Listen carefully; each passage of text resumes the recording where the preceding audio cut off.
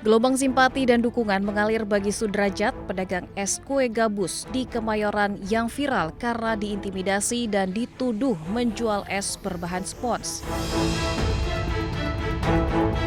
Setelah polisi memastikan bahwa dagangan Sudrajat aman dikonsumsi, berbagai pihak turun tangan membantu pemulihan ekonomi dan mental Sudrajat.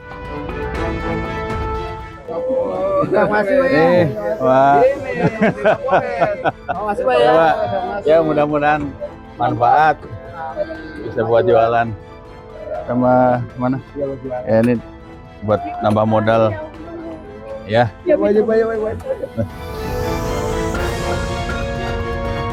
Kapolres Metro Depok mendatangi langsung kediaman Sudrajat di Bojonggede untuk memberikan dukungan moral dan bantuan langsung berupa sepeda motor serta modal usaha. Hari ini kami hadir di sini untuk bisa sedikit memberikan bantuan kepada beliau. Mudah-mudahan ini bisa membawa manfaat untuk usaha beliau. Aja itu Pak. Motor dengan sedikit modal usaha untuk beliau. Ya, terima kasih. Pak, udah koordinasi belum Pak dengan dari Kemayoran? Pak, udah ada koordinasi mengenai kasus Bapak ini? Tadi seperti saya sampaikan, kapasitas kami di sini, beliau sebagai warga kami di wilayah hukum Polres Metro Depok. Kalau untuk yang lain-lain, itu nanti dari Polres Jakarta Pusat. Ya. Takutnya saya mau 3 kali 4 kali aku digebuk pakai kayu pakai apa, saya mati konyol. Enggak, kan udah ada anunya. Iya, saya takutnya diincar sama Kemayoran. Iya. Ini bos lu bikin bahan dari mana? Dari Kungkwe. Ada busanya nggak? Nggak ada, disiram. Jauhan nggak ini? Nggak, berapa lama bos lu bikin? Sebelumnya Sudrajat dituduh menjual es kue berbahan spons dan digerebek anggota Babin Kamtipmas dan Babinsa di kawasan Kemayoran, Jakarta Pusat. Kapolsek Kemayoran membantah anggotanya melakukan tindakan kekerasan dan hanya menangani aduan masyarakat dari call center. Padahal setelah diselidiki tim keamanan pangan Dokpol Polda Metro Jaya, es yang dijual Sudrajat tidak mengandung bahan-bahan berbahaya. Tim Liputan iNews melaporkan.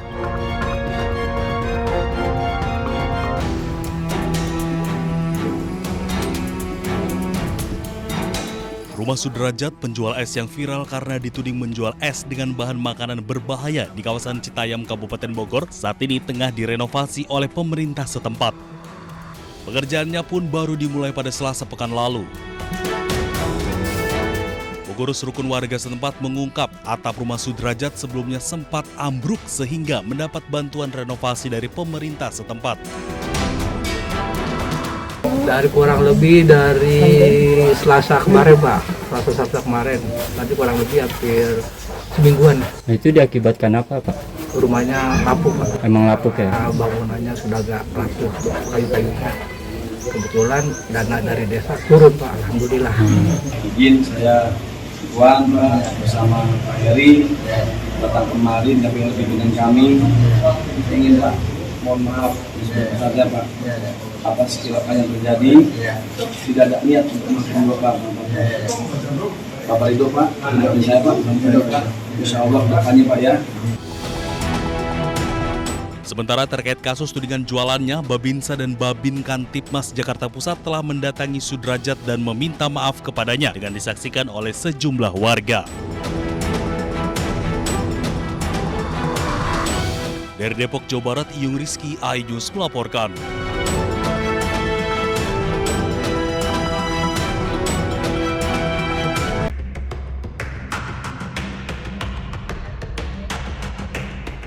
Penyebab kematian selebgram Lula Lava hingga kini masih terus diselidiki Polres Metro Jakarta Selatan.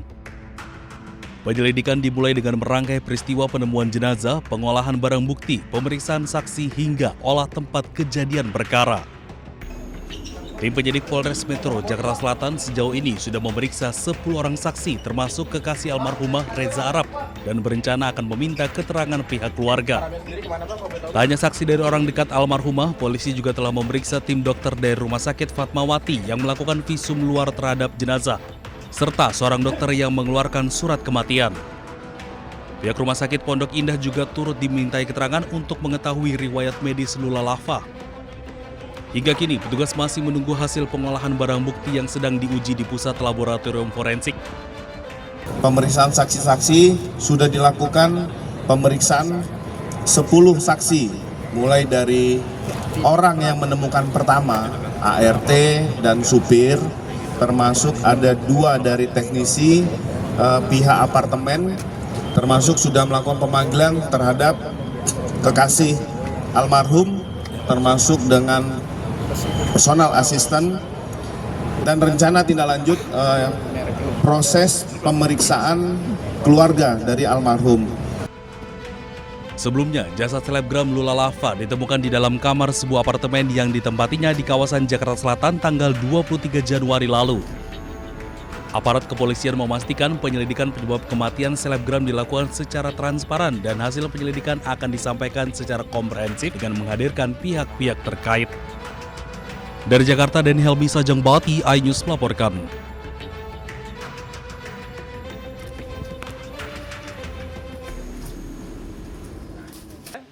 Di tengah kita lengkap RRT, ya. Nah, jadi ada respon untuk Dr. Tifa sesungguhnya. Tapi mudah-mudahan keterangan beliau nanti juga bisa kita manfaatkan semua bagi demokrasi, konstitusi dan hak asasi manusia. Tidak Soeharto waktu itu adalah 2 tuyul menemui jin ifrit. Apa artinya? Tanyakan pada yang nulis. Ya, dah itu aja. Jadi saya tanggapi dengan ketawa dan senyum saja. Cukup. Ya, oke. Terima kasih. Ya, kembali ke Mas Refli. Oke, terima kasih kawan-kawan semua. Kita tunggu pemeriksaan Bang Rocky dulu. Ya, hari ini bintangnya Rocky. Jangan lupa besok juga ada Ridho Rahman. Ya. Assalamualaikum warahmatullahi wabarakatuh. Terima kasih teman-teman.